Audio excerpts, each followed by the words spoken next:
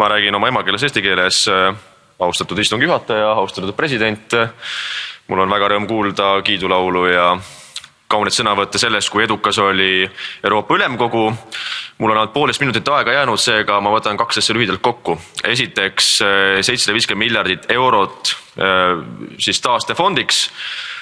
Loomulikult siin on tegemist praegu absurditeatriga, kus kõik veel kiidavad takka, et see on väga õige mõte, oleks pidanud veel rohkem laenama, aga keegi ei taha nagu sellest rääkida, et ajaloos on korduvalt läbi elatud perioode, kus me teame, mis juhtub meeletu rahatrükiga, printimisega ja see ei lõpe mitte kunagi hästi.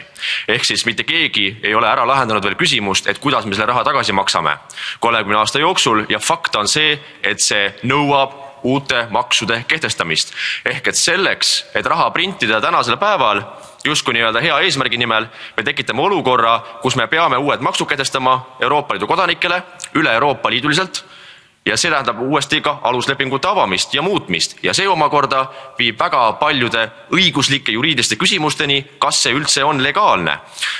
Näiteks Eestis, minu riigis, tähendaks aluslepingute avamine uut referendumit. See on aastast 2012 Eesti Riigikohtu otsus, et aluslepingute avamine, mida oleks vaja teha, et uusi makse kehtestada üle Euroopa Liiduselt, tähendaks referendumit ja mina olen esimene, kes hakkab tegema kampaaniat oma riigis, et inimesed ütleksid ei, me ei soovi suuremat föderaliseerimist või maksupoliitika koondumist Euroopa Komisjoni kätte. Ja lõpetuseks, mis puudutab Ungarit ja Poolat, siis ma ütleks, et teate, tegemist on majandusliiduga, mitte poliitilise, sotsiaalse föderatsiooniga, kus meie läheme õpetame poolakad ja ungarlasi, mida nemad peavad seal tegema. Seega minu aeg on läbi, aitäh teile ja küllap iga liit laguneb lõpuks. Aitäh.